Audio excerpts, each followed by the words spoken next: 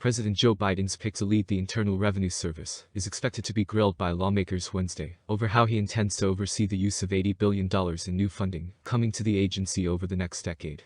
Daniel Werfel, a former acting IRS commissioner, will testify before the Senate Committee on Finance Wednesday morning.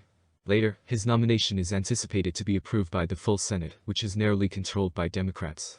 But first, Werfel might have to answer challenging questions about how he plans to use the new funding to revive the faltering tax agency. Democrats' Expansive Inflation Reduction Act, which was approved last year across party lines, approved $80 billion for the IRS over 10 years, with the goal of helping the organization crack down on tax cheats and improve services for taxpayers. By increasing tax revenue, the agency is predicted to increase federal revenue by more than $100 billion during that time. Republicans have attacked the IRS and its new funding because they believe it will lead to more politically motivated audits of hardworking Americans. The IRS was the subject of two of the GOP's first votes on legislation after gaining control of the House earlier this year.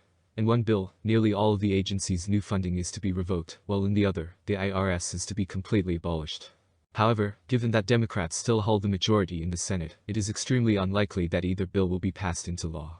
Although it is unclear exactly how the IRS will decide how to increase audits, the Inflation Reduction Act states that the new investment in the IRS is not intended to increase taxes on any taxpayer or small business with a taxable income below $400,000. The exaggerated claim that the $80 billion in additional funding would be used to hire 87,000 auditors who would target hardworking Americans is still made by some prominent Republican leaders. However, the 87,000 figure is incorrect.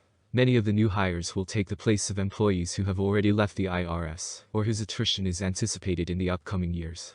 The IRS could potentially hire 86,852 full-time employees over the course of a decade, with a nearly $80 billion investment, according to a 2021 Treasury report, but the number would include all employees, not just enforcement personnel. In fact, since the law was passed, the IRS has hired 5,000 new customer service representatives. Additionally, according to Treasury officials, the new funding is already having an impact. Live IRS agents answered 89% of customer calls during the first 2 weeks of the filing season this year, and 93% of calls were answered by automated means. These numbers stand in stark contrast to last year, when only 13% of calls could be answered by the IRS. The IRS has processed 29% more returns so far this year than it did at the same time last year during tax filing season. Werfel has experience and a special interest in government affairs. In 2013, during a particularly challenging time for the IRS, Werfel filled in as acting commissioner for 7 months. His predecessor resigned after it came to light that the agency gave conservative organizations applying for tax-exempt status extra scrutiny. Werfel worked for the White House Office of Management and Budget for nearly 16 years prior to his prior employment with the IRS, first as federal controller and then as deputy controller.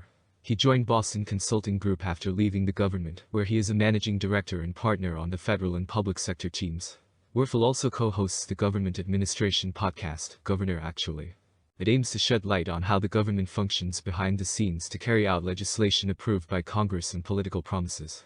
On the first episode of the podcast, which was released in 2016, Werfel said, "What never seems to get any attention is does the government, its workforce, and its current tool set actually have the ability to make these campaign promises a reality."